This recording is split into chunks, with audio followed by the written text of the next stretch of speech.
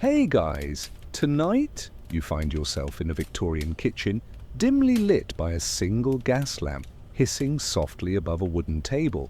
Before we begin, don't forget to like the video, subscribe, and tell me in the comments where you're watching from and what time it is. Outside, the city is asleep, but here, warmth lingers.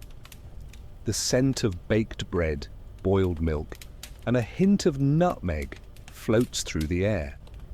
Somewhere, a kettle murmurs like an old friend. The walls glisten faintly with steam and history.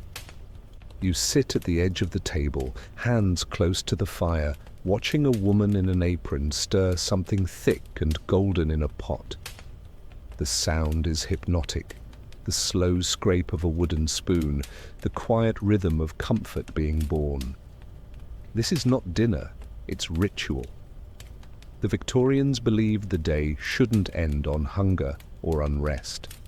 And so, before sleep, they ate not for appetite, but for reassurance. Tonight, we'll wander through those forgotten kitchens and dining rooms, where candlelight met custard and supper meant more than survival. You'll learn what Victorians truly ate before bed, from sweet puddings that promised peace to strange tonics that whispered danger. You'll smell the butter, the coal smoke, the faint metallic tang of tin pots and ambition. So stay close. The night is young, the kettle still hums, and the past is serving something warm. The kitchen glowed faintly under gaslight, the flame humming like a tired violin.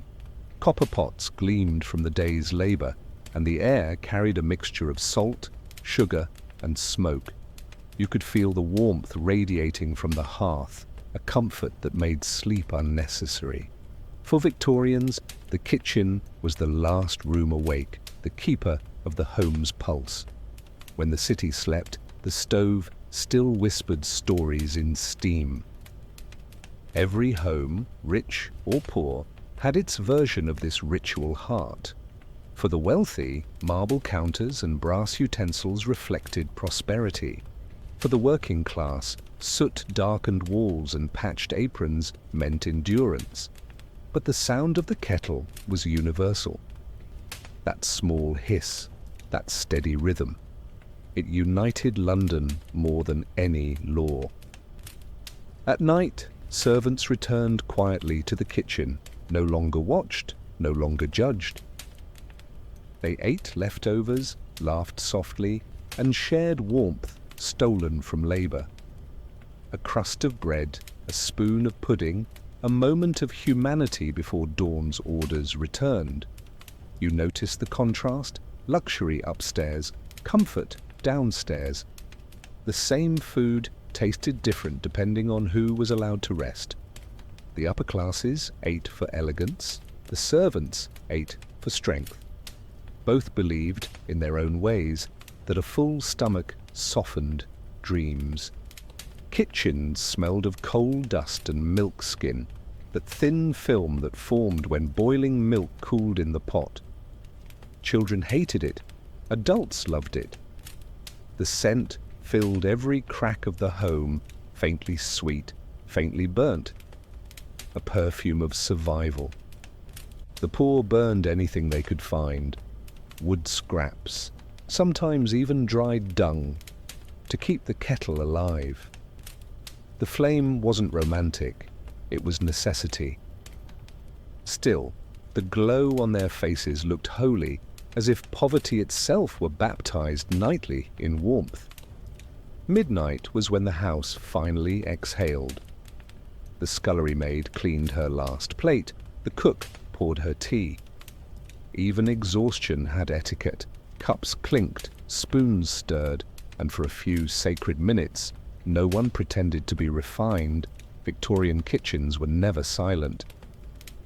The crack of cooling metal, the sigh of simmering broth, the lazy hum of something fermenting on a shelf. Life didn't stop. It simmered. You can almost smell it, thick and comforting. A slice of leftover pie sat on the sill to cool. its crust catching moonlight. Somewhere outside, rain tapped against the glass like polite applause. The city approved, and yet, beneath the domestic calm, danger lingered. Coal fumes, spoiled milk, unwashed hands, invisible threats that turned comfort into gamble. But people kept cooking. Fear, like hunger, was a nightly companion. Still there was peace in repetition every night, the same steps, the same smells, the same quiet. It was the rhythm of survival disguised as ritual. And as the last spoon clinked against a bowl, London drifted deeper into sleep. But the kitchen kept breathing. If you listen closely, you can tell the class of a home by its nighttime sounds. In mansions, supper whispered, crystal glasses, restrained laughter, the polite scrape of silver on porcelain. In boarding houses and tenements, supper shouted, tin plates, heavy chewing, laughter that didn't ask permission. Both, however, ended the same way, with a sigh. Hunger was democracy's most honest invention. The wealthy dined late, sometimes at 10. They called it supper, though it looked suspiciously like a second dinner. Oysters, puddings, and spiced wine filled the table under chandeliers that hummed with flies. The meal was indulgent, but delicate, designed to impress no one but themselves. In poorer homes, supper was humble. Boiled potatoes, bread crusts softened with dripping fat, tea so weak it might as well have been hope. Still, it mattered.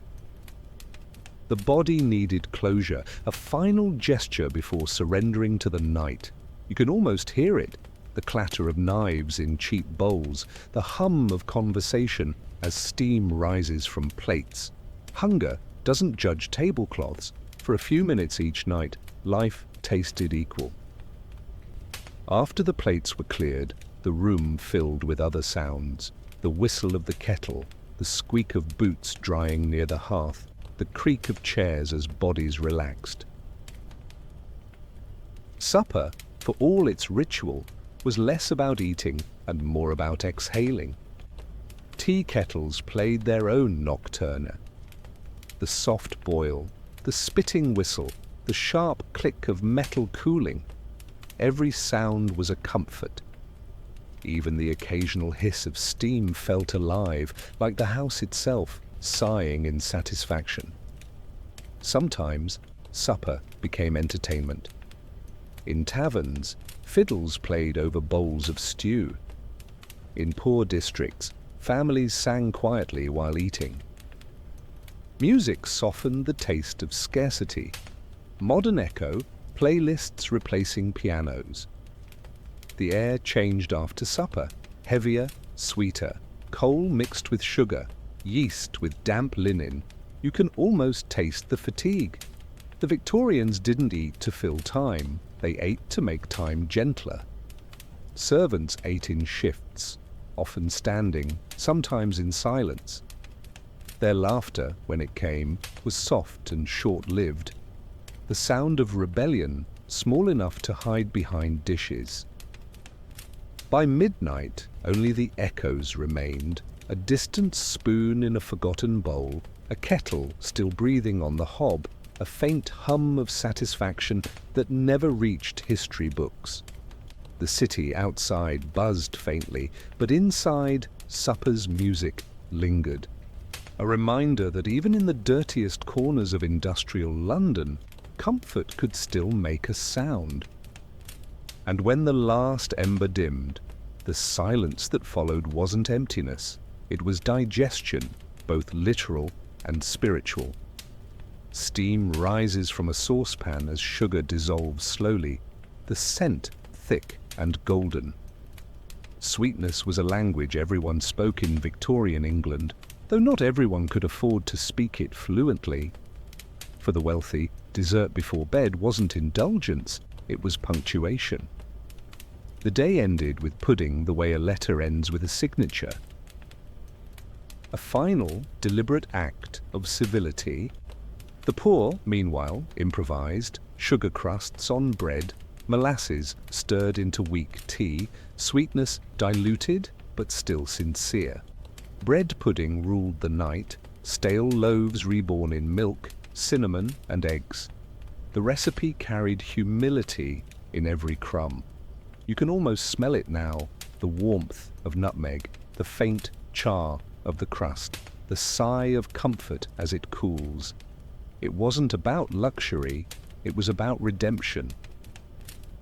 Waste transformed into something tender again.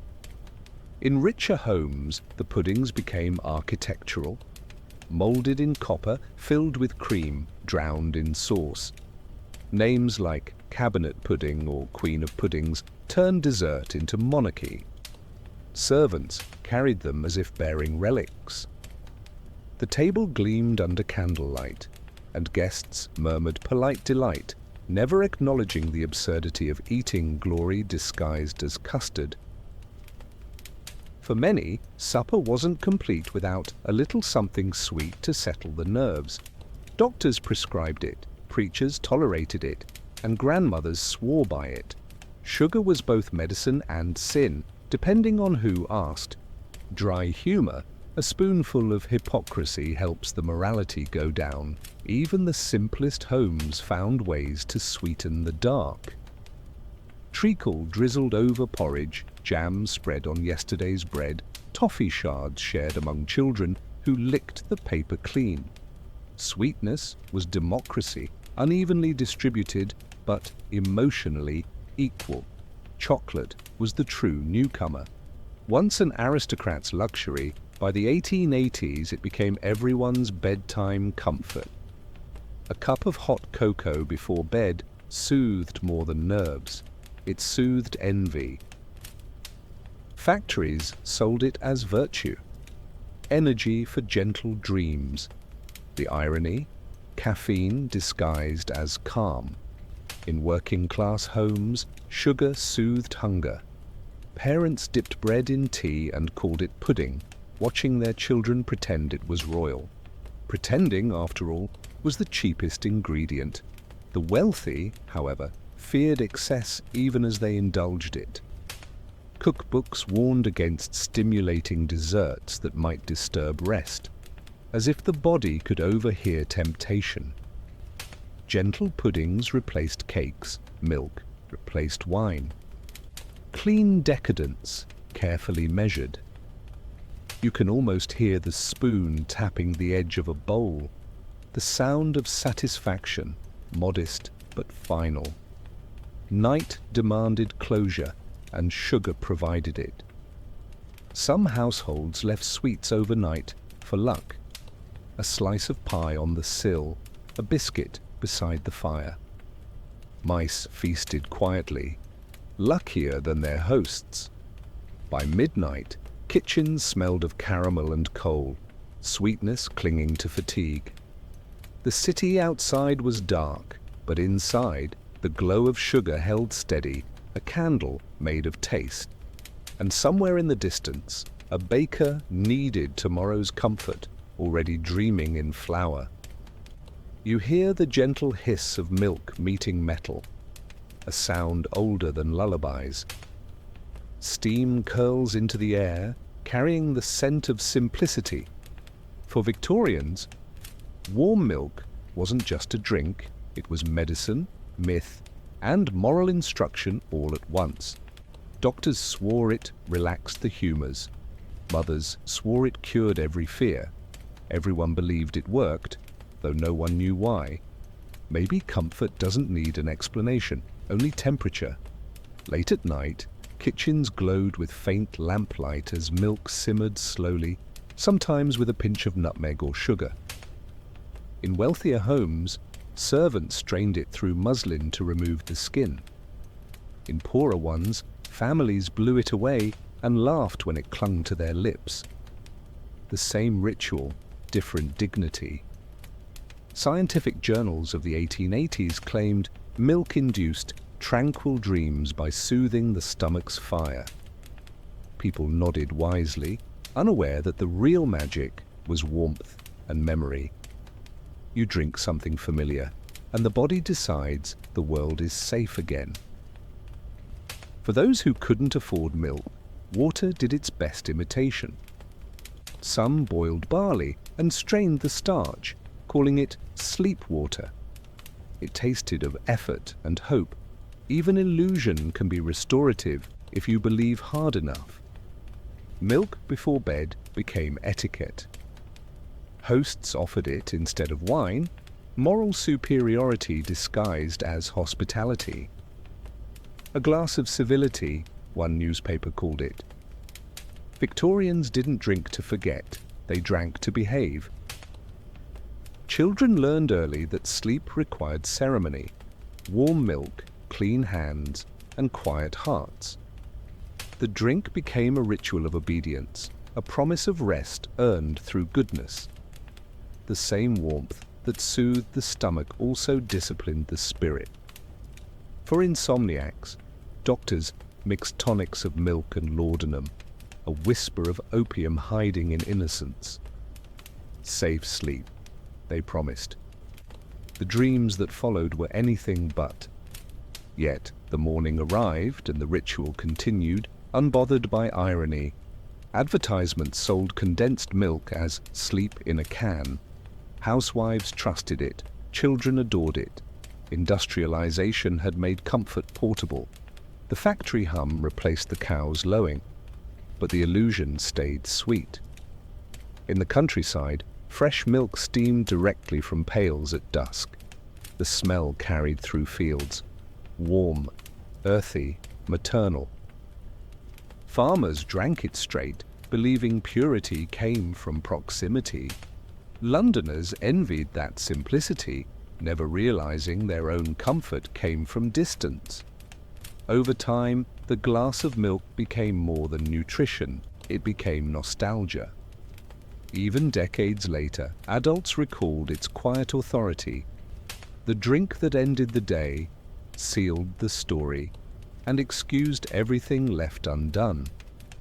You sip, slowly, and understand why they swore by it.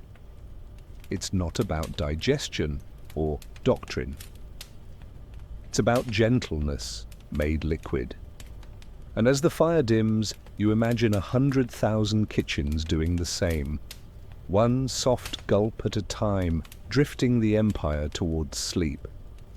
The room grows quiet after dessert. Firelight softens, spoons rest, and the kettle begins again, that low, patient hum. Someone lifts a pot from the hearth. The smell of broth unfurls into the air, heavy with onion and bone. Broth was the lullaby of Victorian nights. Not glamorous, not indulgent, but honest. The poor called it supper, the rich called it health. Either way, it was the sound of something staying warm a little longer. A good broth began in the morning, simmering all day. Scraps of meat, vegetables nearing their farewell, sometimes even bread crusts. By night, it had matured into tenderness. Housewives called it liquid virtue. Doctors agreed, prescribing it for insomnia, melancholy, and faint nerves. Science hadn't caught up yet, but comfort already had. The poor improvised endlessly. A single bone might last a week, its flavor extracted with patience and imagination. Second-hand soup, they joked, though no one laughed. Hunger doesn't mind repetition. The broth may have been thin, but it carried pride, evidence of trying. For the wealthy, supper broths were ceremony, fine china, silver ladles, garnished with parsley and confidence. Conversation floated lightly above the table, polite as the steam rising from their bowls. Even luxury needed warmth before silence. Servants, waiting outside, inhaled the scent like permission. Later, when everyone slept, they'd gather near the stove to sip what was left. The taste of leftover comfort, proof that even crumbs of peace could be shared. In hospitals and asylums, broth was medicine. Patients spooned it slowly, not for pleasure, but for reassurance. Warmth replaced hope efficiently. You can almost hear the slow clink of metal against enamel bowls, the steady rhythm of survival rehearsed daily. Even the smell mattered. Coal, meat, time, and exhaustion. The city's perfume at midnight. London might have been dirty, but inside kitchens like these, the air felt almost merciful.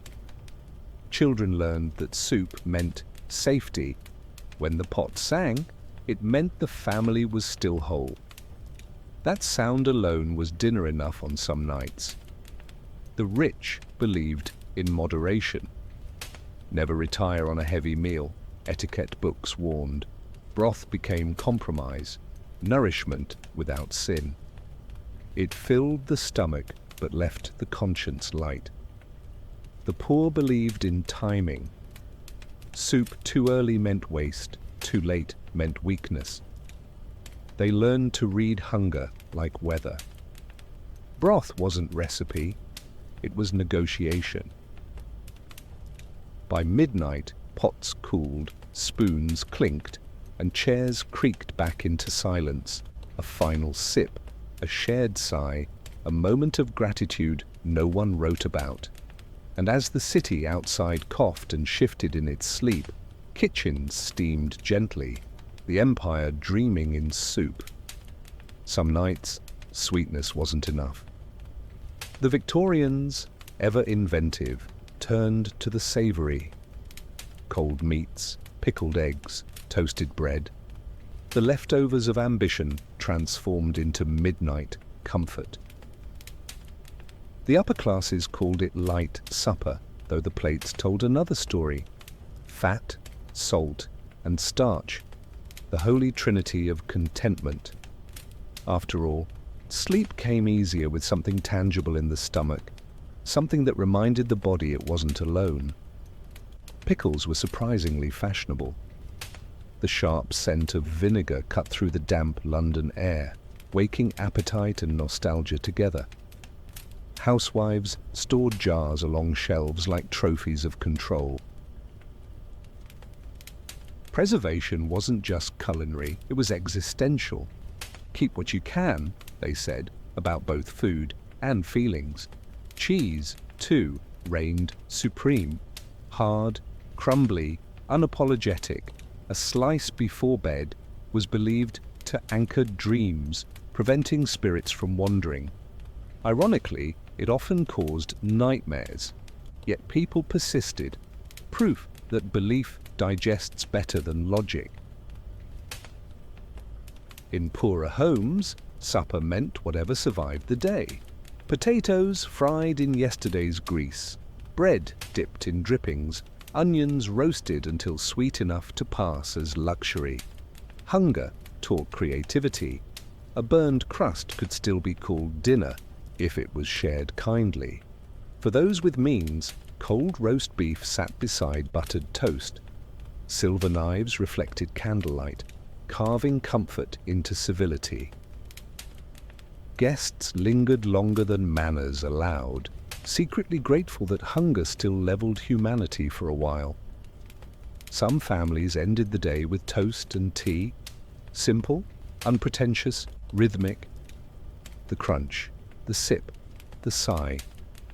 You could chart an entire social hierarchy through the sound of chewing, yet the silence after was the same everywhere: satisfaction. The Victorians also adored sardines. Imported, expensive, absurdly delicate. They called them sea sleep. The salt, they said, calmed nerves. Maybe it was the ritual, peeling the tin, arranging the fish just so, feeling briefly in control of chaos. Cookbooks offered stern advice: never retire hungry, never retire gluttonous. The body was a machine of balance. A spoon too many could disturb the soul's alignment. Moderation became morality's aftertaste. Servants scavenged cold bits after their masters slept, crumbs of roast, sips of ale. They ate in whispers, careful not to wake the furniture. Still, there was joy in the rule-breaking, rebellion measured in bites.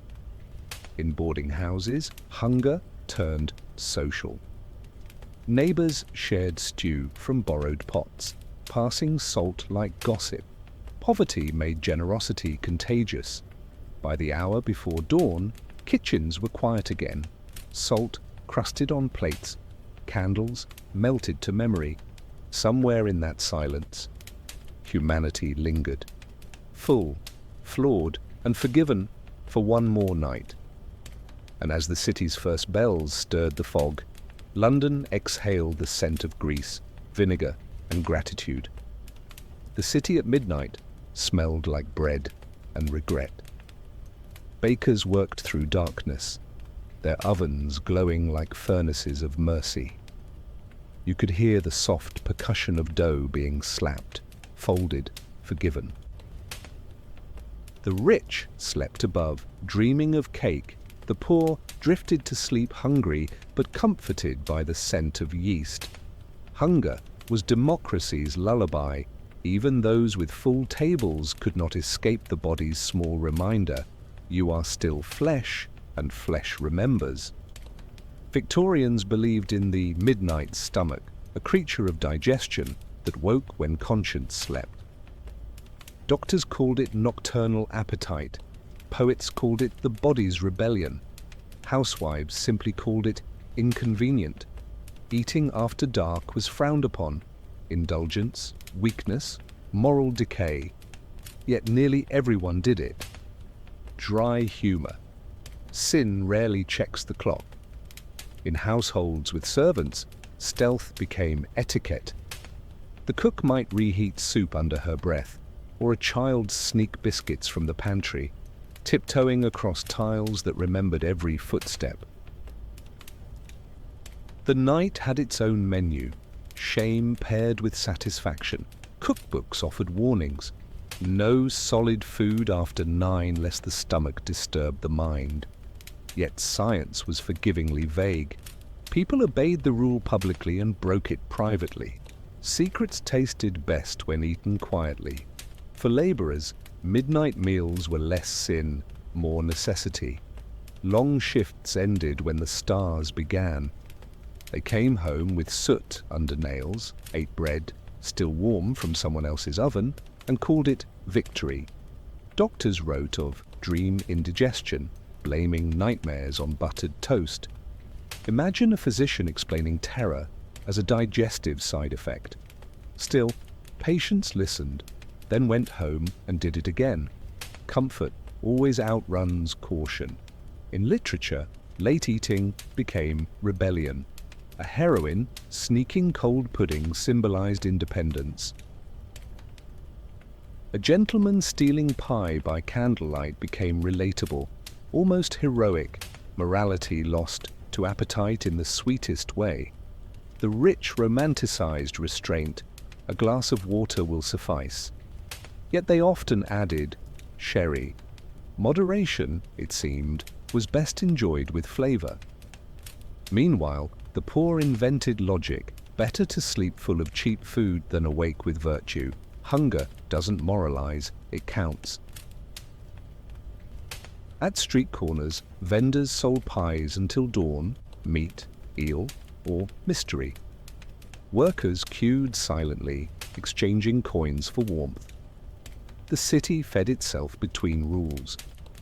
By the small hours, the streets smelled of smoke and pastry, the air thick with contradiction. Respectability snored, survival chewed. And somewhere, a doctor dreamed of writing another pamphlet titled On the Moral Perils of Pudding. You can picture it: a gentleman's study at midnight, bottles of tonics arranged like small soldiers under amber light. The Victorians loved remedies more than results. For sleeplessness, doctors prescribed everything from warm ale to chloroform. The night was a laboratory, and the patients were willing. Eat lightly, they said. then offered a recipe for beef tea thick enough to spoon. Beef tea was legend. Simmered bones, strained broth, the liquid extracted virtue of animal endurance. It promised strength, clarity, rest. It tasted like exhaustion, politely disguised. Patients drank it religiously, convinced that health came in spoonfuls of discipline. Another favorite, milk punch. Warm milk mixed with brandy and sugar, prescribed for delicate constitutions. The combination soothed the nerves mostly by numbing them. Doctors praised its gentleness. Housewives praised its silence. Children slept deeply, though not necessarily well. Pharmacists bottled sleep draughts, mixtures of morphine, opium, and orange water. Labels read for calm repose. Nightmares were free of charge. Still, the medicine cabinets glowed proudly, proof that civilization had domesticated darkness into syrup. For the poor, folk cures replaced prescriptions. Onion tea for dreams, vinegar baths for worry, bread soaked in beer for courage. Some worked, most comforted. Science rarely matters when ritual does. Medical journals warned that late digestion excites the brain. Ironically, those same journals recommended eating oysters before bed to induce tranquility. Contradiction was the era's favorite flavor. Patients reported strange dreams after such cures, floating above factories, conversing with saints, or dining with Queen Victoria herself. The human brain digests imagination far better than food. Even psychologists, new at the time, joined the feast. They theorized that hunger symbolized guilt. The stomach dreams what the heart denies, one wrote. The phrase sold out its pamphlet run in a week. In sanatoriums, supper was mandatory therapy. Patients spooned porridge while nurses whispered prayers. Silence was part of the treatment. Madness, it seemed, was allergic to crumbs. Rich hypochondriacs bragged about their doctors. Mine recommends champagne before bed, one claimed. Only for medicinal bubbles. Self-deception never slept alone. By the end of the century, medical opinion softened. Better to sleep with a full heart than an empty stomach. Progress at last, compassion replacing chemistry. Still, the city preferred bottles to balance. The clink of glass became the lullaby of a tired civilization trying to cure itself of feeling. You smell it before you see it. A mix of salt, vinegar, and courage. In the dim alleys of London's East End, street vendors served jellied eels to anyone still awake. The dish shimmered under gaslight, half food, half dare. For the poor, it was protein wrapped in resilience. For the rich, a curiosity whispered about but rarely tasted.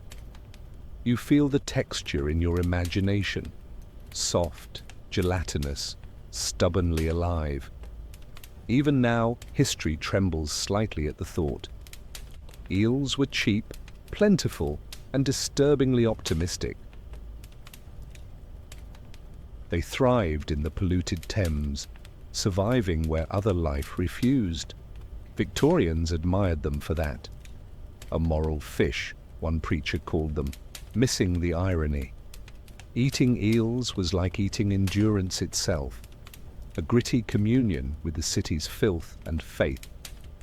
Vendors sold them from carts with brass pots steaming through the fog. You could hear the ladle tapping, the laughter of customers pretending not to flinch. Children stared wide-eyed, unsure whether to bite or applaud. Hunger wins every argument eventually. The gelatin came from boiling the eels for hours until the bones surrendered their structure. The liquid cooled into trembling transparency, holding everything together, an edible metaphor for society. The wealthy mocked it publicly but borrowed its logic privately. They adored jellied dishes, aspics molded with chicken, tongue, or fish. Everything suspended, perfect, obedient. The jelly didn't just preserve food, it preserved class. Cooks treated gelatin as sculpture. Molds shaped like towers, castles, crowns. Guests gasped politely, as if architecture tasted better than appetite. Even dinner aspired to remain upright under pressure. But for the poor, jelly meant survival.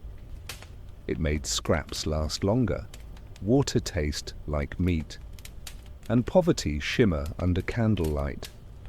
Gelatin democratized dignity one wobble at a time. You imagine eating it slowly, the texture resisting certainty. It's both repulsive and satisfying, much like history itself. Doctors endorsed jelly for delicate digestions. They called it gentle. In truth, it was merely patient. It waited for you to adapt. Late-night diners swore it helped them sleep. Maybe the heaviness brought comfort. Maybe exhaustion did. Either way, jelly eels became the empire's unofficial insomnia cure. Even poets mentioned them. "We are all aspics," one wrote, trembling yet unbroken. The Victorians understood texture better than therapy. By morning, the carts vanished, leaving behind the smell of vinegar and effort. The streets looked cleaner than they were, polished by survival and a thin coat of jelly. Imagine candlelight reflecting on a bowl of golden custard, smooth, fragrant, silent.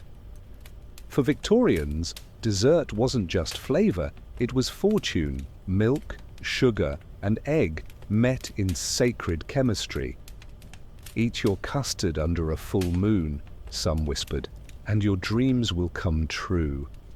Superstition made sweetness meaningful. Each spoonful was a small spell for sleep. Custards carried innocence. They reminded people of childhood, of simplicity, of warmth. But like all Victorian virtues, that innocence hid secrets. Cooks spiked their recipes with rum, brandy, or laudanum. For tranquility, they said, with straight faces. The wealthy enjoyed custard in silver dishes, often flavored with vanilla newly imported from the colonies. It tasted of luxury and distance, sweetness shipped across oceans. The poor mimicked the flavor with burnt sugar and imagination. There was poetry in the preparation. Milk thickened over low fire, eggs beaten with patience. The process required attention. Too hot, it curdled. Too cold, it wept. The result was balance, the culinary form of moral restraint. Superstition wrapped the dish in mystery. Young women believed spilling custard meant heartbreak. Men joked that lumps foretold promotion. Even accidents had etiquette. Doctors endorsed it as a neutral food for delicate constitutions. Blandness was health. Yet in the stillness of night, when spoons clicked softly against porcelain, blandness tasted like peace. Street sellers offered sleep pudding, small cups of custard sprinkled with nutmeg, sold near train stations. The scent drew night workers and wanderers alike. Nutmeg, they claimed, prevented bad dreams. Science stayed silent, but nodded politely. Households left bowls on windowsills for the angels. The wind cooled them. Stray cats received divine meals. The act wasn't faith. It was habit disguised as hope. Children licked the remains from spoons, convinced sweetness protected them from nightmares. Parents smiled, pretending it wasn't belief, but bedtime routine. Comfort rarely cares which one it is. The superstition spread. Milk-based puddings on Fridays for luck, bread puddings on Mondays for mercy. The week became a menu of modest miracles. The poor joked that heaven probably smelled of vanilla and laundry. The rich didn't disagree, they simply imagined it served on finer china. By midnight, kitchens glowed faintly golden. Steam rose like prayers. The moon hung above the city, full and patient, shining on thousands of bowls cooling by the window, a collective offering to sleep itself. You hear the clink before the confession, crystal glasses, gentle laughter, and the faint pop of a cork surrendering to ritual. The Victorians believed moderation was holiness, yet they never defined moderation clearly. Wine before bed was called tonic, whiskey, medicine, and indulgence, therapy. You imagine the glow of lamplight through ruby liquid, the slow swirl of self-approval. They didn't drink to forget. They drank to justify remembering. Doctors prescribed port wine for nervous exhaustion, brandy for female weakness, and whiskey for nearly everything else. The medical journals of the time read like cocktail menus with footnotes. Take 1 dram nightly for moral fortitude, advised one physician. Dry humor, virtue apparently distills well. The wealthy preferred elegance in their excess. Crystal decanters gleamed beside the Bible. Servants poured quietly, pretending not to notice, the dosage growing nightly. Morality, like alcohol, was strongest in small doses and weakest under candlelight. For the poor, alcohol meant comfort disguised as warmth. Gindens glowed like embers in fog. A penny bought relief faster than prayer. Some called it sin, others called it survival. The line between medicine and escape blurred completely after dusk. Victorian sleeping cordials often mixed opium with brandy and sugar, a cocktail of calm and consequence. Advertised as safe for all ages, they were sold beside biscuits. Mothers gave them to children without irony. London slept soundly, though not soberly. Even respectable homes indulged discreetly. "Just a drop," whispered the hosts, their cheeks already pink. Guests agreed with conviction and refilled immediately. Etiquette books warned against drunkenness, never against refills. Advertisements praised wine as liquid health. Labels promised vitality, clarity, courage. No one questioned why courage came corked. Some saw it as social glue. A household that shared a bottle shared its secret. The warmth it brought was psychological, but the illusion was enough. Teetotalers protested, preaching purity and water. The irony, most London water was undrinkable. Holiness, it seemed, came at a microbial risk. By midnight, conversation softened. Words slurred into sighs. Lamps flickered like guilty consciences.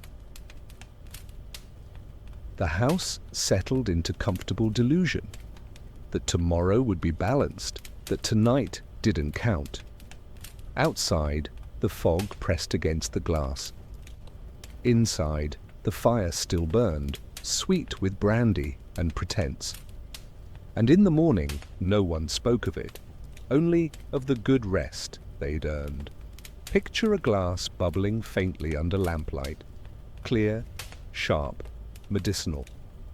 The Victorians adored tonics. They called them the civilized man's compromise, virtue carbonated. Each sip promised health, vigor, and self-control. In reality, most contained enough cocaine, caffeine, or quinine to restart a corpse.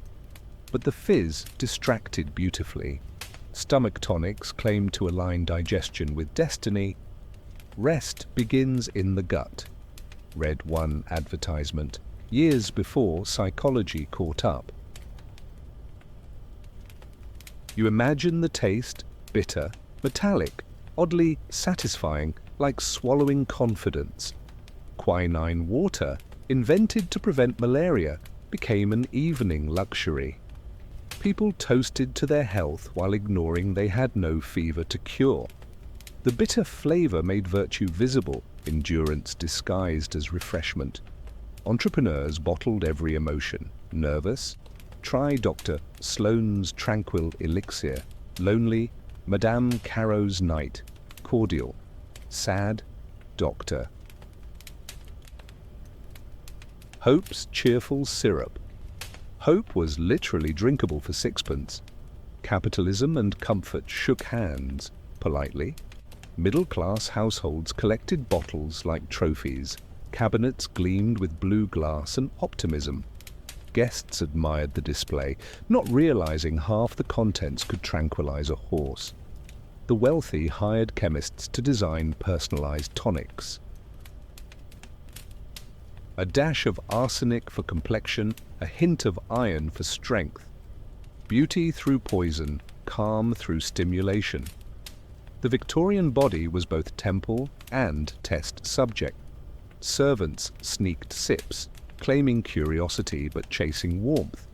Some mixed leftovers into tea, creating accidental cocktails that could power locomotives. Doctors debated endlessly. Was it science or showmanship? Most decided it didn't matter. If the patient smiled, the medicine worked. Placebo had not yet been named, but it was already the empire's favorite export. Women embraced tonics as socially acceptable rebellion. For nerves, they said, pouring relief with elegance. In truth, it was the only intoxication society permitted them. Liberation in teaspoons. The poor relied on cheaper elixirs, mostly sugar, vinegar, and rumor. Street vendors shouted, "Cure's what life causes," and no one argued. In a city so tired, even false hope had market value. By midnight, the bottles glimmered faintly in pantries across London, small altars of glass and faith.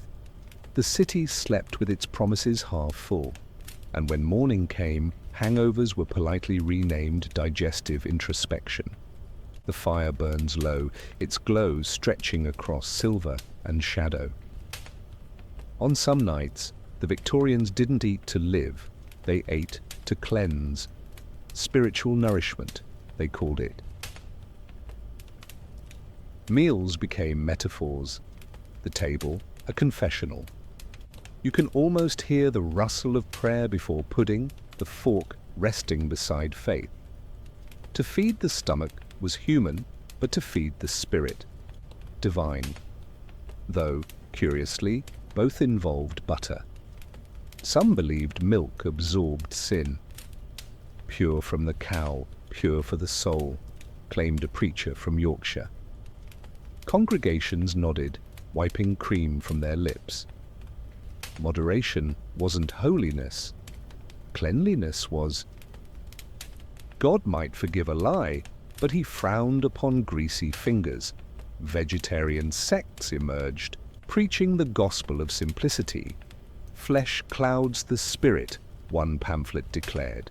They dined on lentils and righteousness, convinced the soul digested better without meat. Critics called them bean preachers. History calls them early vegans. The poor embraced these ideas out of necessity rather than faith. When you can't afford meat, abstinence sounds noble. Hunger, rebranded, becomes virtue. A loaf shared by candlelight felt closer to communion than deprivation. Some households practiced Sunday restraint, fasting after dark to cleanse conscience before Monday's sins. Children complained, adults pretended serenity. The stomach, however, refused to participate in theology. In spiritualist circles, food held messages. Mediums claimed to taste ghosts, sweet when benevolent, sour when deceitful. Seances served tea to the dead. No one questioned how they drank it. Dream manuals advised against spicy foods, claiming they summoned demons of unrest. Milk soothed the mind, meat stirred rebellion.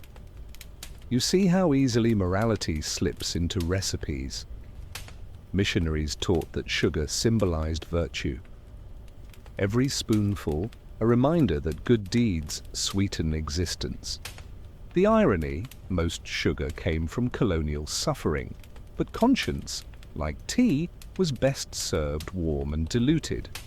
In upper parlours, women hosted temperance teas, where gossip replaced gin.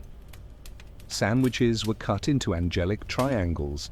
Decorum tasted bland, but approval seasoned everything. In the countryside, supper prayers included livestock. Thank you for the cow and its milk, the hen and her egg. Faith and gratitude ate from the same plate. By midnight, kitchens glowed like altars. Steam rose like psalms. Somewhere between hunger and holiness, the Victorians found peace, or at least a recipe for pretending it. And when the last candle died, the smell of bread remained. Proof that faith, too, can ferment overnight.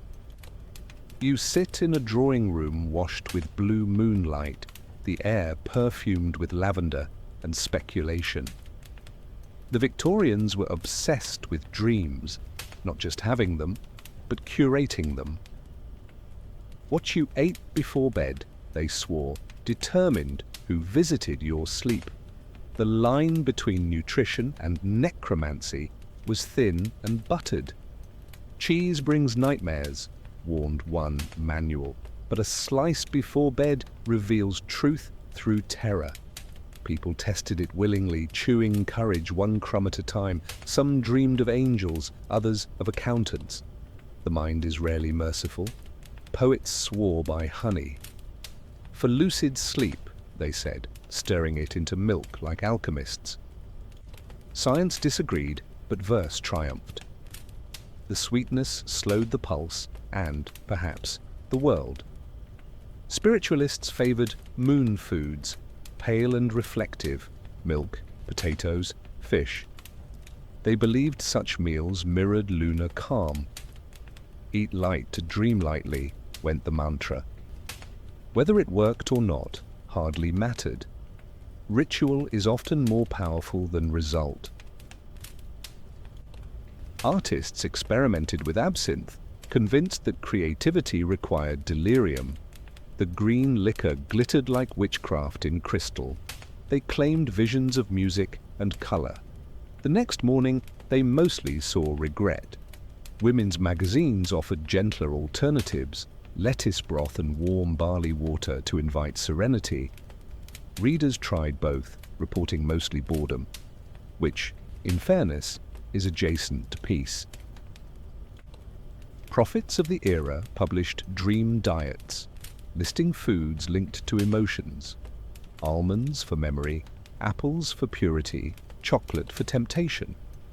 You wonder if the list was metaphor or menu, probably both. In working-class homes, superstition thrived quietly. Bread placed under pillows captured good dreams, meat invited bad ones. Hunger, ironically, summoned the sweetest visions. Children played at prophecy. Eat an onion raw and see your future husband. Tears ensured accuracy. The games smelled of hope and sulphur. In monasteries, monks drank thin soups at dusk, believing emptiness improved revelation. It did, if revelation meant hearing your own stomach. By the end of the century, dream cuisine faded into mockery. Scientists dismissed it. Advertisers stole it. Cereal companies began selling morning purity instead of midnight magic. The age of sugar replaced the age of superstition. Still, the idea lingered that food in its quiet chemistry, could shape not only the body, but the soul. And perhaps it still does. Every time you eat something gentle and feel the night forgive you. You can smell it before you see it. Cinnamon, fat, and sin. Somewhere in a quiet London kitchen, a pie cools on the windowsill. Moonlight sliding across its glossy crust. The air hums with secrecy. To eat after midnight was indulgence. To enjoy it, rebellion. You picture a servant's trembling hands breaking off a piece while the house sleeps. That first bite isn't just hunger. It's defiance. The crust flakes like conscience. The filling burns sweet as regret. The Victorians loved rules as much as they loved breaking them. Etiquette manuals warned that pastry promotes vanity and unrest, but bakeries stayed open late anyway. The body doesn't respect curfews.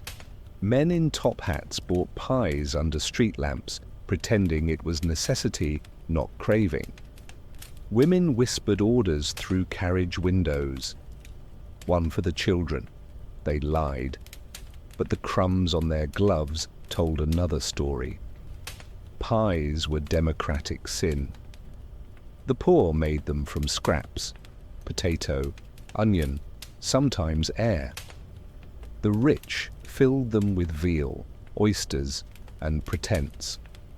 Both called it comfort.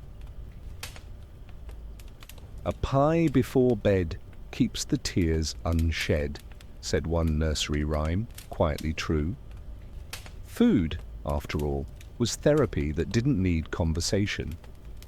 Street vendors carried trays through the fog, calling out "op pies" like midnight priests offering confession. Steam rose in clouds, blending with smoke and moral ambiguity.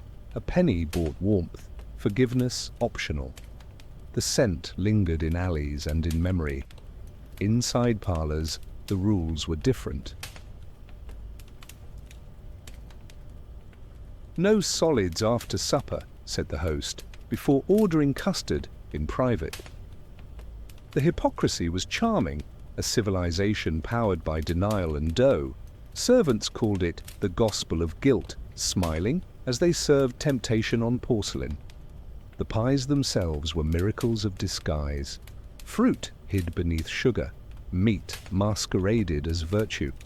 Every layer said, "Just one more bite," and society agreed. The act of eating was quiet rebellion wrapped in crust. Moralists condemned the habit as gluttony. Late food clouds moral judgment, one preacher warned. Perhaps he was right. Morality rarely survives. Butter. Children learned early that good behavior earned dessert.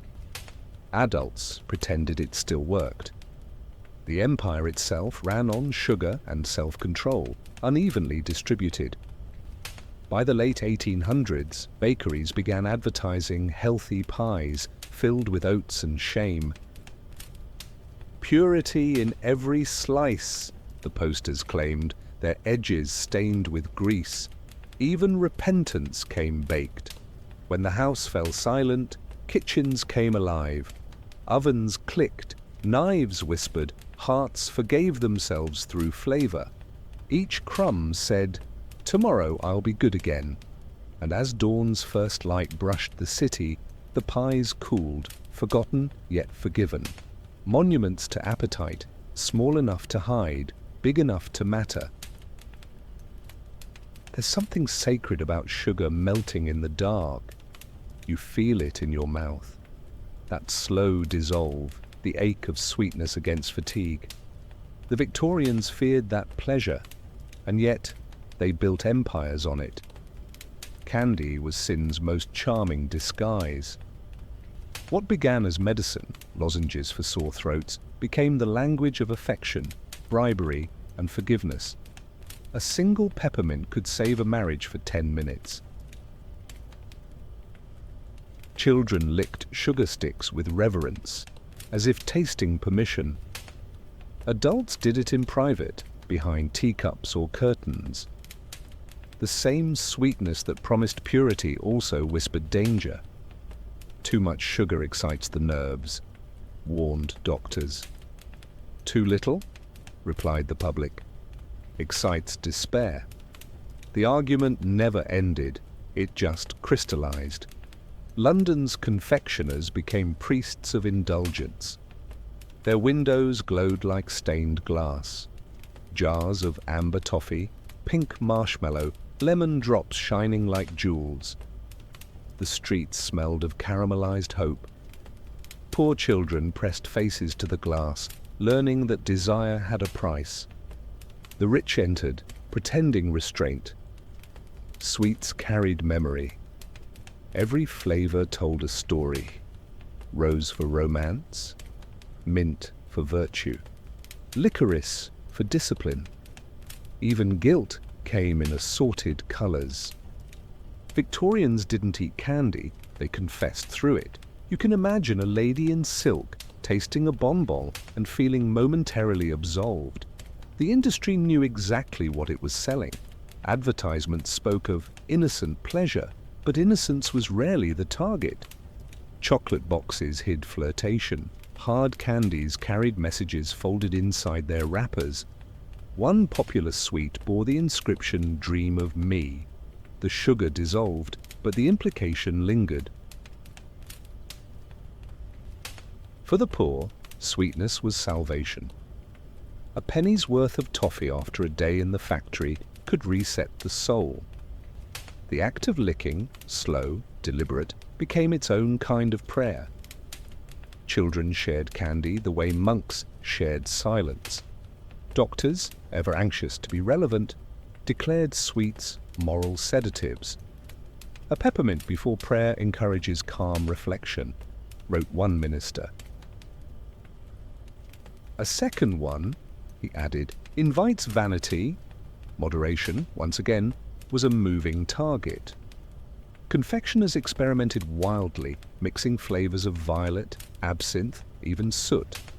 Authenticity, they called it. A candy tasting like smoke felt honest. London itself was inhalable. By the turn of the century, sweets had become symbols of class. The rich imported chocolate from Belgium. The poor bought street fudge, sugar, butter, and rumour. Both believed they'd found happiness, briefly wrapped in paper. At night, shopkeepers closed the shutters, leaving the glass fogged with breath. The candies slept in silence, tiny relics of pleasure and pretense.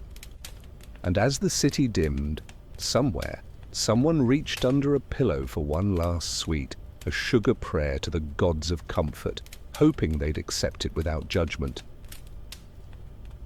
Picture the ballroom after midnight, chandeliers dimmed, perfume fading into candle smoke. The guests have stopped dancing but not eating. Plates clatter softly, laughter grows slower, richer, lazier. Victorian banquets were acts of endurance, proof that wealth could outlast appetite. The room smells of roast and roses, of too much everything.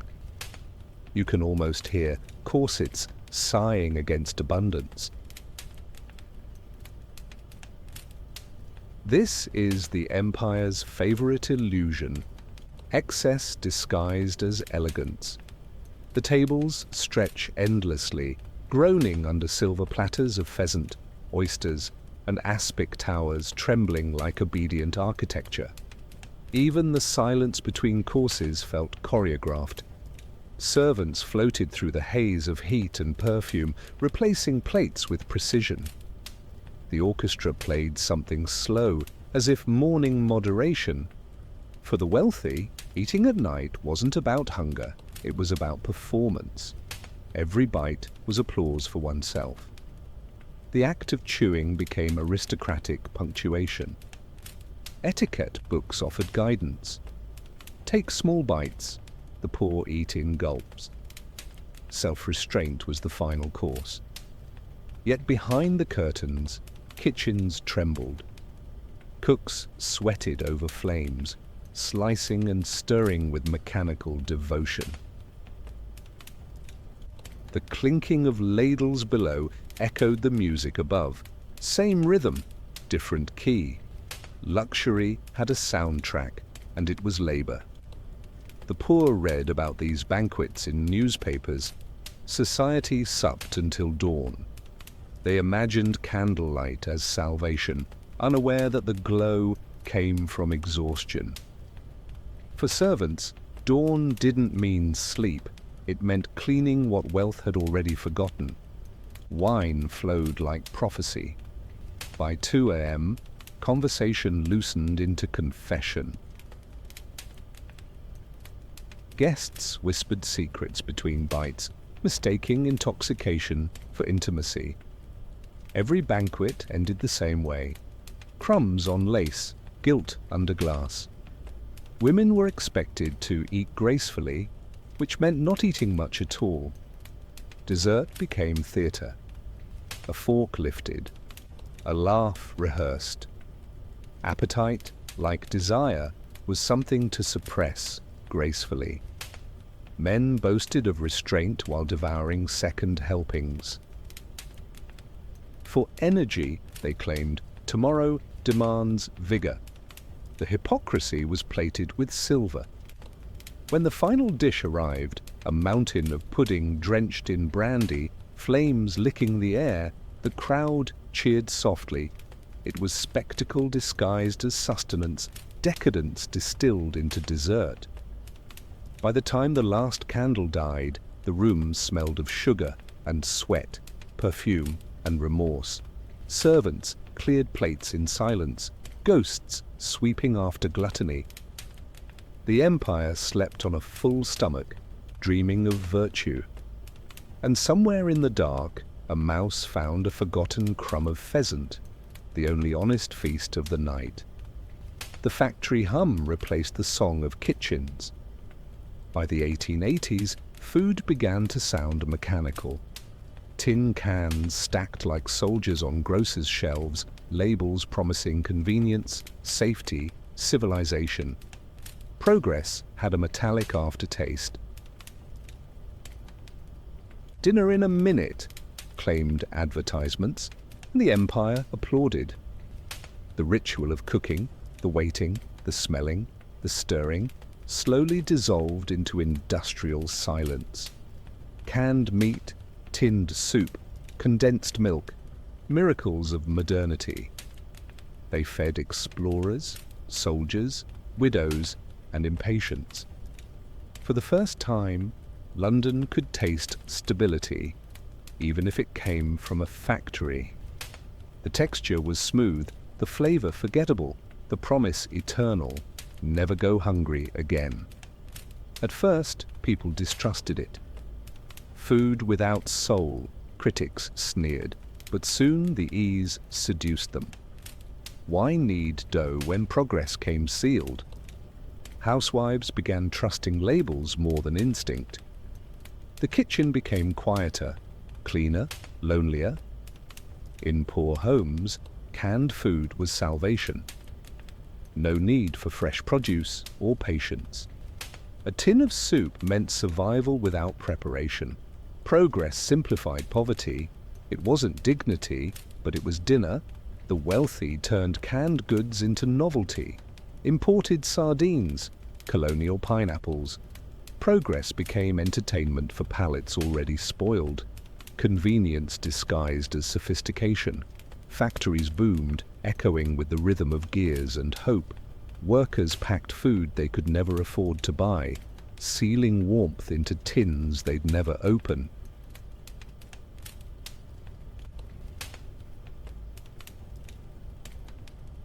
History always tastes of irony.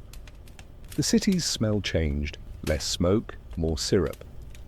Air once thick with coal and broth now carried the faint tang of machinery. Even hunger began to sound different, metallic, orderly, efficient. Cookbooks adapted quickly. 10-minute puddings. Instant supper for gentlewomen. Industrialization invaded intimacy. Meals once shared became meals reheated, eaten apart but advertised as togetherness. And yet, people still added touches of humanity, a sprinkle of spice, a dash of imagination, a whisper of rebellion against uniform taste. Even the most obedient tin needed a little soul. The poor joked that progress came with a lid. The rich joked that it came with a label. Both laughed, both bought. By midnight, pantries glimmered with reflections of tin, the empire's new moonlight. Food now had a sound, the clean click of a can opener, followed by silence. And as the century turned, kitchens across Britain exhaled a quiet surrender. The warmth of coal replaced by convenience, the taste of patience replaced by speed. It's past midnight now. The city hums like a memory, faint, repetitive, impossible to silence. Inside small kitchens, the glow of the hearth fades to embers. Someone sits alone at a table, eating slowly, not out of hunger, but habit. You hear the gentle scrape of a spoon on porcelain, the faint crackle of wood surrendering to ash. Solitude has flavor, quiet, slightly bitter, faintly warm. The Victorians tasted it every night, and they called it comfort. Late suppers were for those left behind, the widows, the shift workers, the sleepless. Society forgot them. The kitchen did not. A pot of soup, left warming, became both meal and company. In the silence, even the steam felt human. Women ate differently when no one watched. Freed from etiquette, they dipped bread directly into broth, licked fingers, sighed audibly. The act was radical because it was crude, but because it was honest. For a moment, the world stopped demanding grace. Men, too, had their rituals. Clerks returned home from pubs or offices, loosened collars, and sat before the fire with whatever leftovers awaited. They chewed in rhythm with the clock, the steady tick-tock replacing conversation.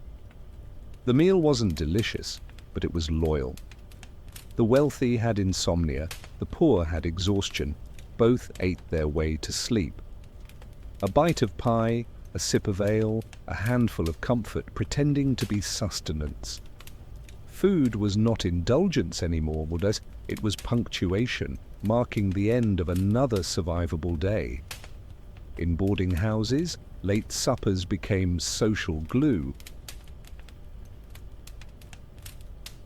Strangers shared tea and fragments of stories, a slice of bread, a rumor, a laugh, too tired to rise. Loneliness dissolved briefly, replaced by warmth, disguised as community. The plates themselves told stories, chipped edges, scorched surfaces, proof that life, like porcelain, endured by breaking beautifully. You can almost feel the cool rim of a teacup between your fingers, the familiar weight grounding you in the now. Even silence had etiquette. The sound of chewing was acceptable, the sound of crying less so. Victorians grieved privately but cooked publicly. Emotion disguised itself as appetite. Letters from that time speak of the comfort of warm bread at midnight. It wasn't poetry, it was survival. A crumb could anchor the soul. Servants, when finally free, sat by kitchen fires with secret smiles. The day belonged to others, but the night was theirs. One slice of leftover pudding became a declaration of ownership. By the time the clock struck 2, the house was still. Only the faint smell of toast remained, proof that someone, somewhere, had chosen to stay awake with their hunger rather than their ghosts. And outside, London slept through its own echo, unaware that the truest meals happened after hours. The kitchen was more than a room, it was a witness.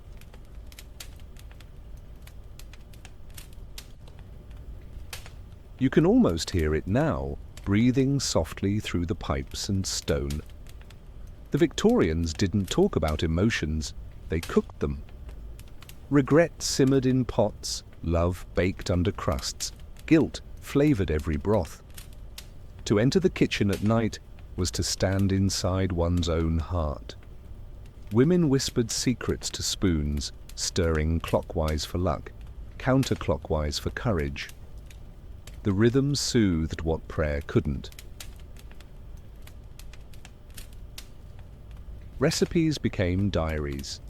Each dish a coded confession passed down without words.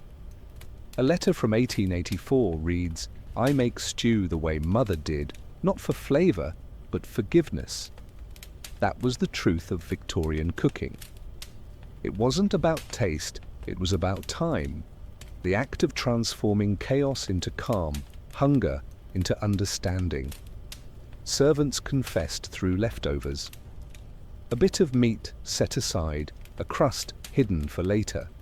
Rebellion so small it almost looked holy. Each bite said, "I exist beyond duty." Even the wealthy found confession in the act of indulgence. "I only eat pudding when the house is quiet," wrote one duchess. "It feels like honesty." For people raised on restraint, sweetness was confession disguised as dessert. The kitchen's air carried every secret: burned sugar, overboiled milk, tears wiped with sleeves. Smells outlast words. If you walked into a home at midnight, you could guess its happiness by its scent. Children learned to read emotion through aroma. Mother's angry, smells like vinegar. Father's calm, smells like toast. The domestic language of survival. In religious homes, night cooking was considered temptation. Idle hands stir sin, warned pastors. But even preachers liked warm soup. Faith bends easily in the presence of hunger. The sound of knives tapping, ladles scraping, they were as intimate as heartbeat. Food preparation was repetition, and repetition is its own kind of prayer. When dawn approached, kitchens exhaled, the fire dimmed, pans cooled, and the smell of living settled. The city's heart beat through stovetops and saucepans. And as the first birds began to sing outside, the last cook sighed, wiping hands on an apron, heavy with unspoken truths. The kitchen had heard it all, the empire's laughter, its sorrow, its small victories, and kept its promise to feed, to listen, to forgive. The Victorians didn't just eat, they worshipped. Every supper was a small sermon on civilization, every bite proof that order still existed in a world of soot and sorrow. You can almost see them, faces glowing amber under the hiss of gaslight, spoons lifting slowly like prayers. They didn't talk much during these meals. Talking meant breaking the spell. In the soft clatter of silver and porcelain, the act of eating became its own language. The rich performed restraint like theatre. They cut meat into small pieces, not out of necessity, but philosophy. One must never reveal hunger, said etiquette books, as if appetite were sin. Yet beneath the tablecloth, stomachs growled just the same. The poor, on the other hand, had no room for performance. They ate in rhythm with exhaustion, fast, grateful, reverent. Their prayer wasn't whispered, it was chewed. Doctors, moralists, and preachers all claimed dominion over the digestive soul. A man's supper defines his virtue, one essay declared. Another warned excess invites chaos. And yet, the more rules they made, the more exceptions they invented. Humans, it seems, never resist the forbidden when it smells like cinnamon. Some households believed that eating before bed strengthened dreams. Others said it corrupted them. Food sits in the stomach and feeds the imagination, one physician warned. Perhaps that's why Victorian ghosts always seemed so busy. They were being digested. You imagine a widow, sitting alone by the fire, lifting a spoon to her lips. She's not thinking of morality or medicine. She's thinking of the last person who shared this table. She eats because memory demands it. The broth warms her chest, and she feels, just for a moment, less alone. The night deepens. In kitchens across London, servants sneak crumbs from silver trays, their laughter muffled by duty. Children sleep with the scent of pudding still in their hair. The city hums softly, a lullaby of labor and leftovers. Above all, these meals were rituals of endurance. They didn't cure hunger. They cured the feeling of being forgotten. Each plate, no matter how humble, said, "You're still here." And that's why, even now, the echo of their eating lingers in imagination, a quiet empire of comfort built from bone broth, burnt bread, and stubborn hope. The plates are clean now. The table wiped. The fire hums softly in its cradle of ash. You notice the room feels larger without sound. No clatter, no footsteps, no laughter. Only the breath of the house, steady and patient. The Victorians called this hour the settling. The body digests, the mind releases. You imagine sitting there, a cup cooling in your hands, the taste of the last sip fading like a memory you no longer need to explain. When the noise of living retreats, details awaken.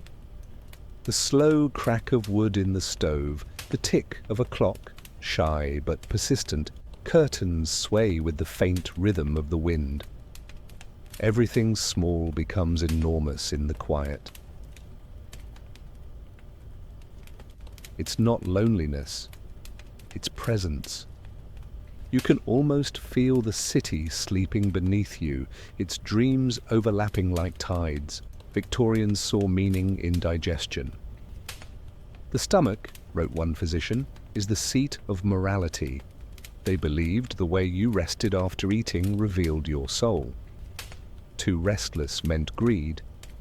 Too still meant sorrow.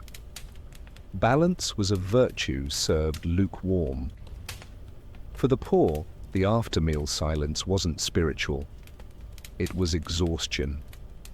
Yet even fatigue can be holy when shared with warmth. A family of 5 huddled near a dying fire still counted as grace. In that silence, nothing was missing except noise.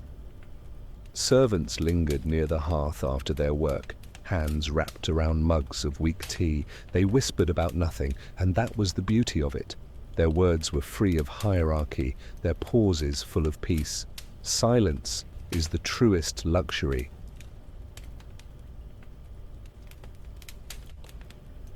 The wealthy practiced digestive stillness, reclining in parlours as if tranquility could be scheduled. They read moral essays aloud until eyelids drooped, convinced virtue was contagious. Maybe it was, in small doses, between yawns. Doctors recommended quiet after supper, and people obeyed with religious devotion. But silence has a way of revealing what you tried to swallow. The room became mirror, the body became confession.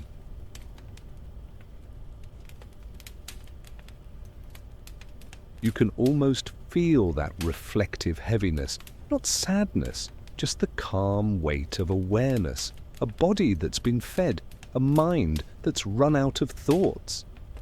Even the street outside quiets differently now. No carriages, no laughter, just the wind combing through chimney smoke. The empire exhales. The fire crackles once, stubbornly, as if to remind the house that something still burns. Then, even it grows shy. The plates gleam faintly in the dark, reflecting candle stubs like tiny moons. History sleeps standing up in those reflections, silent, proud, forgiven. And somewhere in that stillness, you begin to understand why they called this piece fullness. You feel it first in scent, faint butter, ghosted sugar, a whisper of coal. Memory is aromatic before it's emotional. The Victorians lived by smell more than sight. Their homes carried histories you could inhale. The kitchen's scent was its biography. Even decades later, widows described lost husbands as smelling of tea and smoke. That's how intimacy survived the grave, not through portraits, but perfume. Memory, they believed, digested slowly. The soul, wrote a poet, remembers by the tongue. Every flavor carried echoes of other lives. A spoonful of jam could recall an entire childhood. A piece of burnt toast could resurrect a home long gone.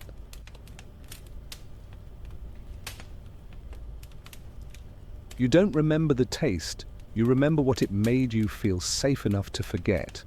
Families kept recipes as heirlooms. Mother's stew, father's bread, grandmother's pie. The ingredients changed with poverty, but the names never did. To cook the same dish was to speak the same prayer. Repetition was their resurrection. Sometimes people ate things they hated, not for flavor, but for familiarity.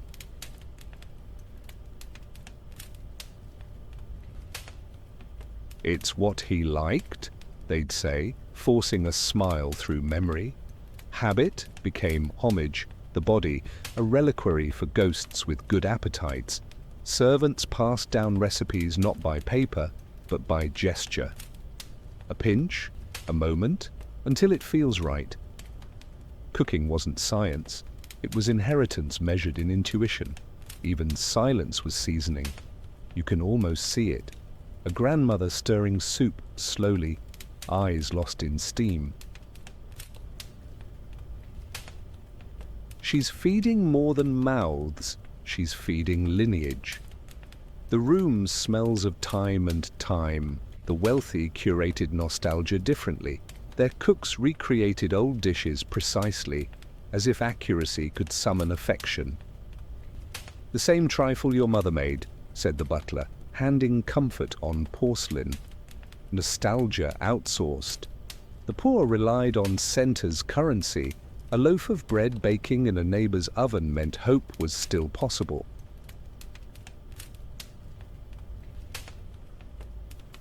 Smell traveled faster than comfort. Memories softened over years like butter left near the fire, less sharp, more tender. Even grief grew edible. "He loved pudding," someone would whisper, spoon trembling halfway to forgiveness. Sometimes, kitchens stood untouched after a death. Teacups unmoved, flour still open. Morning smelled faintly of milk gone sweet. And when time finally folded them all into sleep, what lingered wasn't hunger, but gratitude. The knowledge that everything once had tasted of home. There's a kind of hunger that no bread satisfies. The Victorians knew it well. That quiet ache at the end of the day, when the lights go dim and the world feels slightly unfinished. They called it restlessness of the nerves. You know it too. That hollow in the chest that asks not for food, but for meaning. And yet, they tried to feed it anyway. Soup for loneliness, milk for fear, sugar for silence. It never worked. But it always helped. You can almost see them. A woman pouring tea into the same chipped cup. A man cutting bread thinner each night, trying to make it last. These gestures weren't about survival, they were about control. Eating was the only thing left that obeyed them. In a world that demanded restraint, every bite was rebellion, every swallow, surrender. Doctors, of course, tried to diagnose it. Nervous indigestion, spiritual fatigue, domestic melancholy. But the truth is simpler. They were just human, craving gentleness in edible form. You've done it too, that midnight snack that tastes like memory. That spoonful of something soft that whispers, "You're safe now." Some found peace in ritual.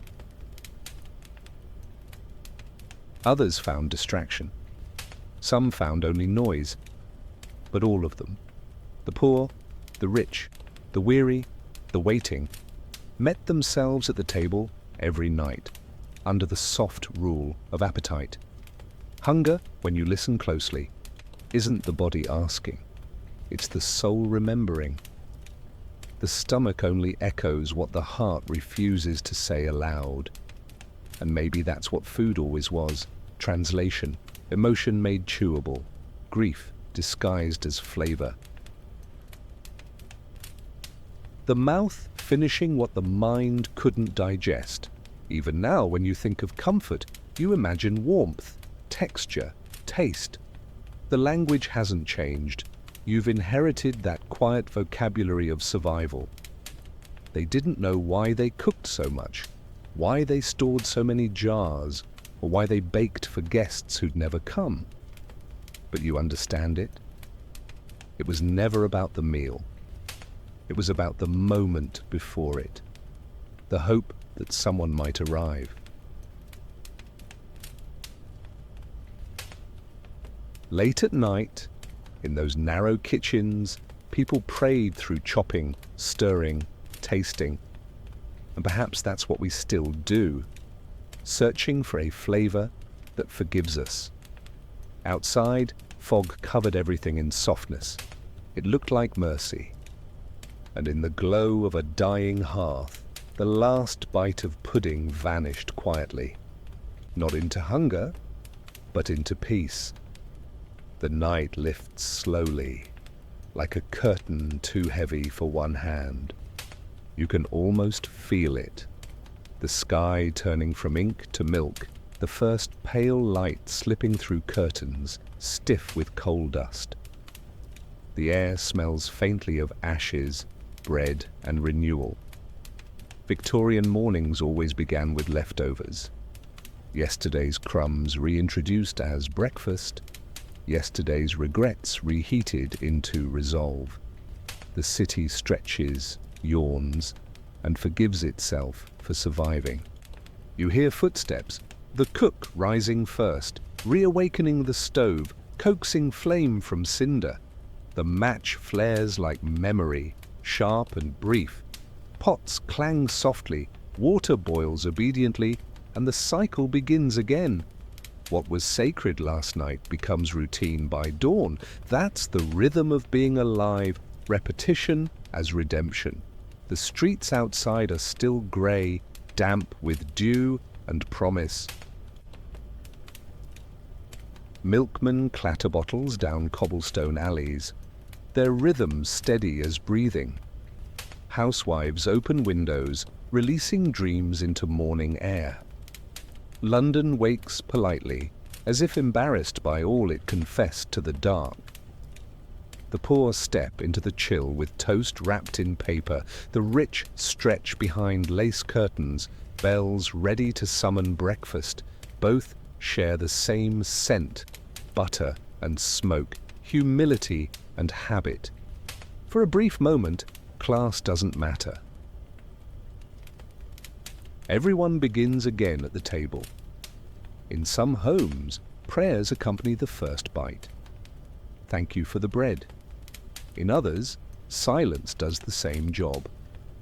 gratitude, like hunger, speaks many dialects.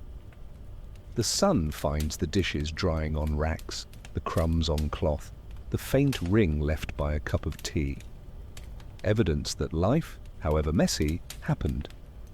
There's beauty in residue, proof of presence, proof of trying. You can almost feel the warmth building again, the slow reclaiming of energy. Last night's melancholy becomes this morning's resilience. The human spirit, like yeast, rises best after being left alone in the dark. Children's laughter begins somewhere in the distance.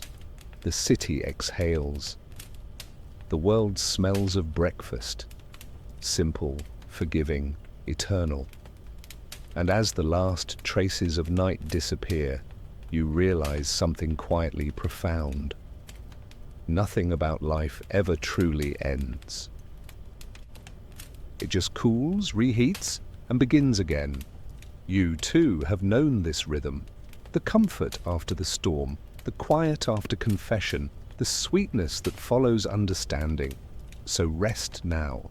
The day will take care of itself. And as the light settles softly over the city, the kitchen, once a temple of noise, glows in silence, ready to forgive. The city exhales before dawn. Smoke settles on rooftops like dust, on a book no one's had the courage to close. You hear footsteps in kitchens, faint and rhythmic, people waking not out of excitement, but duty. The air smells of yesterday's fire and the promise of repetition. Routine is mercy disguised as monotony. There's a comfort in the predictability of mornings. The same kettle, the same cup, the same ritual of motion. The Victorians, in their rigid lives, found peace exactly there, in what refused to change. To cook again, to boil the milk again, to slice the bread again, that was prayer enough. You picture the first rays of light touching shelves lined with blue and white china. The plates glimmer like ghosts of laughter, faintly stained with sugar and soot. On the table sits one cold biscuit, the final remnant of last night's confession. The house is silent, but the air still carries warmth, proof that kindness lingers longer than conversation.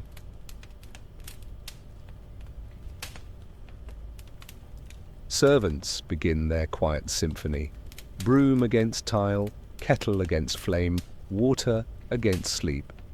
These are the sounds of civilization restarting itself. You can almost feel it, the slow heartbeat of an empire that refuses to rest. Outside, the fog begins to thin. The first carriages roll through the streets, wheels whispering over cobblestone. Milkmen whistle, cats stretch, bakeries open. The world rehearses forgiveness once again. Inside, a woman ties her apron, straightens a tablecloth, and pours tea into the same chipped cup as yesterday. The act isn't remarkable, but it is holy. Continuity, and that's all anyone truly prays for. And maybe that's the secret that every Victorian knew. That peace isn't found in comfort or wealth or even warmth, but in the repetition of gentleness. The willingness to do small things kindly again and again until they feel like truth. You feel it too, that quiet recognition in your chest, the soft gravity of calm returning. Your breathing slows. The world outside grows softer, almost edible. The fire has burned out, but its scent remains. And in that scent, faint coal, stale bread, sleep. You can almost hear history whisper, "You've done enough for today." The sun climbs higher. Light spills across the floor, illuminating crumbs, plates, shadows, the beautiful evidence of life lived without perfection. And as morning settles fully, The kitchen, that old confessional of the night, rests in silence. The empire begins again. You notice how warmth behaves. It never rushes, never demands, never insists on being noticed. It simply arrives, settles, and stays for as long as it's needed.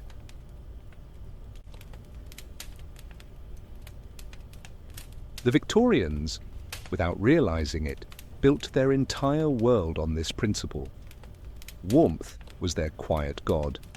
Coal, candlelight, the touch of a teacup, a loaf pulled from the oven.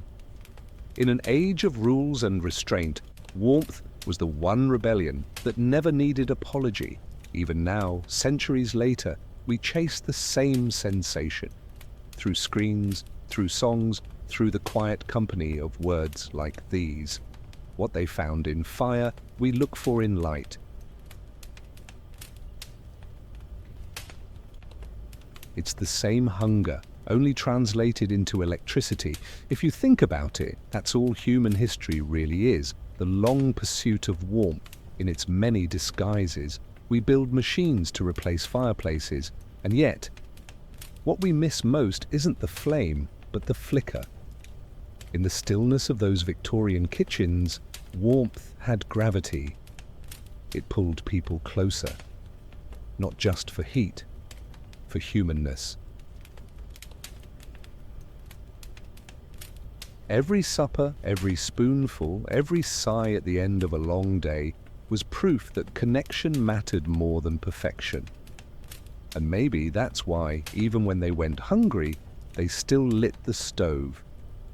It wasn't about food, it was about presence, about reminding themselves that life, even in exhaustion, still glowed.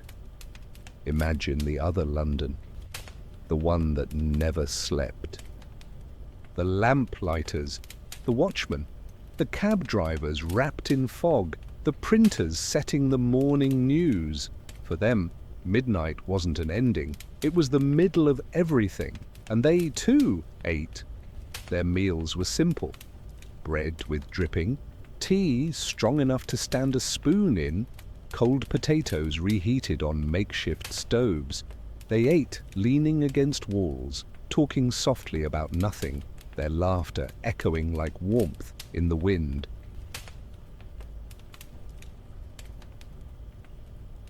A policeman might share a crust with a street singer. A lamplighter might lend his last coin for soup. Poverty made philosophers of them all. Better to eat in company than sleep in comfort, said one London proverb, and they lived by it. Factories burned through the night, feeding iron and ambition. Inside, women wrapped sandwiches in paper, men poured beer into tin cups. The smell was part hunger, part pride. They didn't dine. They endured. When dawn came, they walked home through fog, full but not satisfied, tired but alive. And if they had dreams, they probably looked like warm kitchens and soft hands, luxuries of another world. History rarely remembers them. But if you listen carefully to the silence between stories, you can still hear their footsteps, and maybe even the clink of a tin mug against stone. By the time the city fell asleep, it was no longer individual. It was collective. Thousands of bodies, thousands of breaths, one long inhale of rest. The streets themselves seemed to breathe, the buildings exhaling steam through chimneys like contented sighs. Sleep wasn't private then, it was civic. The sound of neighbors, of horses settling, of rain against glass. You never truly slept alone, you slept within a rhythm shared by strangers. You imagine that sound now, the hum beneath silence. Maybe it's the same hum you hear when you lie awake, a reminder that stillness isn't empty, it's simply full of things you no longer need to control. Even hunger quiets eventually. So does grief. So does everything. That was the secret the Victorians knew better than they admitted. Time digests all things, and rest is the final course. Repetition was their redemption. Every night. Cook, clean, rest. Every morning. Wake, sweep, begin.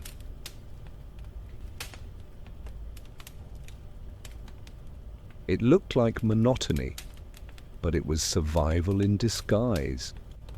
To repeat was to resist chaos. To do the same small thing, kindly, was to create meaning out of exhaustion. You've done it too, washing the same cup, closing the same door, folding the same blanket. You call it routine, it's really ritual. It's what keeps you whole when the world feels fractured. The Victorians didn't need philosophy to understand that. They had kitchens, they had hunger, they had sleep. They practiced patience like prayer. And maybe the reason their stories still comfort us isn't nostalgia, it's recognition. We, too, are creatures of rhythm pretending to be creatures of purpose. There's one last light left, faint, golden, trembling on the wall. The kind of light that doesn't illuminate, only forgives. You can almost hear the last fire crackle, the last spoon rest, the last thought dissolve. The city sleeps. The empire, for all its noise and pride, dreams of bread, and you sitting here feel your own breath sinking with theirs, slower, steadier, quieter. Maybe that's what history really wanted from us. Not admiration, not analysis, but understanding. To see them as we see ourselves. Small, hungry, tired, trying. If you listen closely, you can still hear the whisper of it all. The heartbeat of the kitchen, the sigh of coal, the hum of contentment at the end of another day well endured. Let it stay with you. Let it soften you.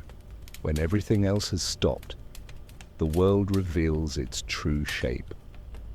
You see it now, in the soft lines of shadow on the wall, in the way light bends around an empty cup, in the slow pulse of your own breathing. The Victorians lived for order, but they often found peace in imperfection. A chipped plate, a crooked frame, a candle that burned unevenly. These were proof that life, even disciplined, still moved with grace. Rest has geometry. The way heat settles into corners, the way silence folds itself over sound, the way a blanket drapes over shoulders and becomes weightless. These are not accidents. They are small acts of mercy. You can almost feel it, the invisible pattern that every quiet moment draws around you. The Victorians feared disorder, yet their most peaceful moments came from it. A spill on the table, a late supper, unplanned, laughter that escaped the rules. You could say the night forgave them precisely because they stopped trying to deserve it. So here you are now, centuries later, inheriting the same lesson. Perfection never rested anyone. Warmth did. Every era leaves behind a smell. The Middle Ages smelled of smoke and soil. The Renaissance smelled of paint and wine. The Victorian night, it smelled of coal, milk, iron, and longing. You can almost breathe it in. That faint metallic sweetness of the gaslight, the softness of bread, the bite of rain through an open window. Time had a texture back then, like dust on velvet. Not unpleasant, just honest. They didn't preserve their memories in photographs. They preserved them in air. "The house smells different when you come home," one diary said, and that was enough. When a mother died, Her children would leave her shawl folded in a drawer, so the scent lingered, a ghost too gentle to haunt. When a lover travelled, letters arrived faintly perfumed, as if affection could be inhaled, even grief had aroma. You know this instinct, don't you?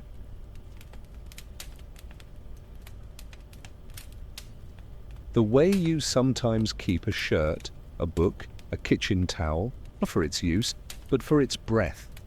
You are still doing what they did, saving time by scent.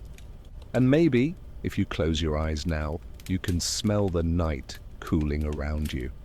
Familiar, forgiving, faintly sweet with memory. In Victorian homes, nothing was wasted, not food, not fabric, not affection. Leftovers were not embarrassment, they were continuity. Bread, soaked in milk, became pudding. Yesterday's stew became soup. Yesterday's sorrow became resilience. That was the secret of their endurance. Transformation disguised as thrift. They didn't throw away what had lost beauty. They reheated it until it became gentle again. You can learn from that. The world tells you to begin fresh every day. But there is wisdom in warming what remains, in finishing what you started with care, in tasting life twice. Even now your mind recycles small moments. A laugh, a glance, a sentence. The day doesn't end, it ferments into understanding. That's why their kitchens smelled of memory. That's why their tables always seemed to welcome ghosts. And that's why, even centuries later, you can still feel their patience hovering in the air, like heat that refuses to leave the room. There's an elegance to stillness that the Victorians never quite learned, but always chased.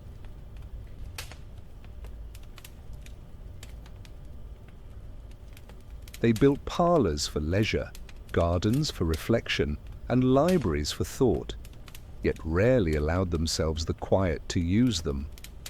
The night, however, forced honesty. When the last lamp dimmed, when the house finally stopped pretending, stillness arrived like an uninvited friend who somehow knew you better than anyone. To do nothing was not laziness, it was clarity. The fire didn't rush to burn, it simply existed. The clock didn't stop ticking, it just stopped mattering. Maybe that's why silence feels heavier at night, because it carries everything we avoided in daylight.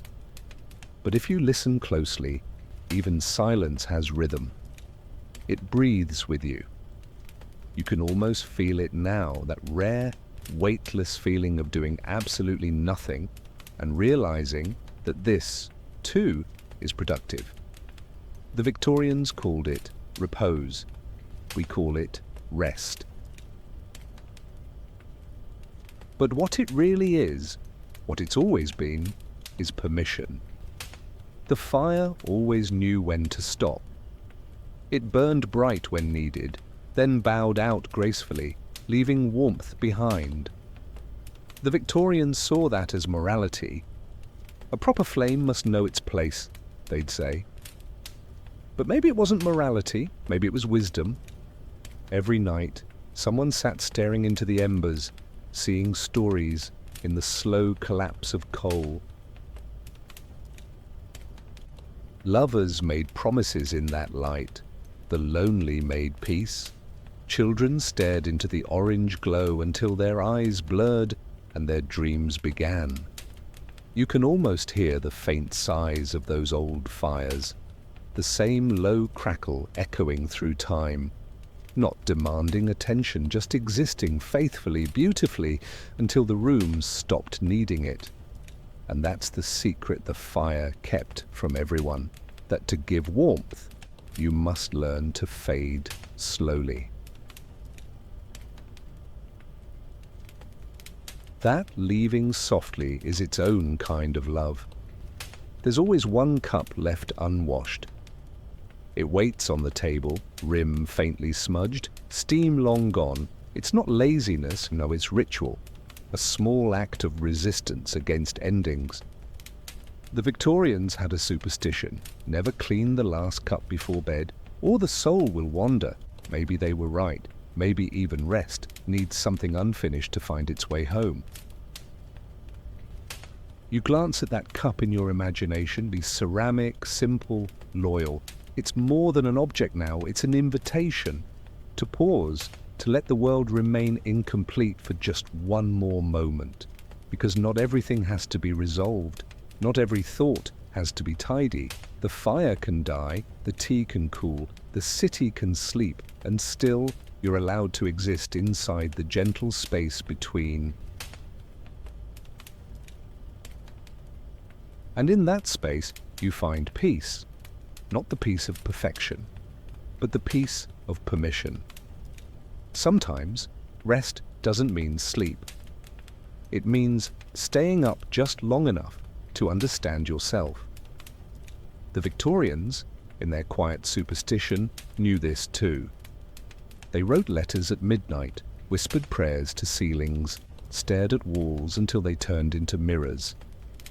They didn't always find answers, but they always found calm. You've done this too. Sitting alone in the faint hum of night, feeling both empty and complete. That's what rest really is. The safety of not needing anything else. And maybe tonight, that's all this story was trying to remind you, that you don't have to rush to silence. You can arrive there gently. The house, the city, the past, all of it has slowed down to meet you. You're right where you belong. The night has eaten itself into silence. Only the soft glow of the embers remains. Red, gentle, patient. You feel it, that warmth without flame, that comfort without words. The dishes are clean, the streets asleep, and somewhere in the still air, history exhales. It has told its story, and now it rests. Every sound, every scent, every crumb of the Victorian night lingers, not as fact, but as feeling. The sugar on the tongue, the quiet drip of a kettle, the sigh between footsteps, all of it becomes part of you now.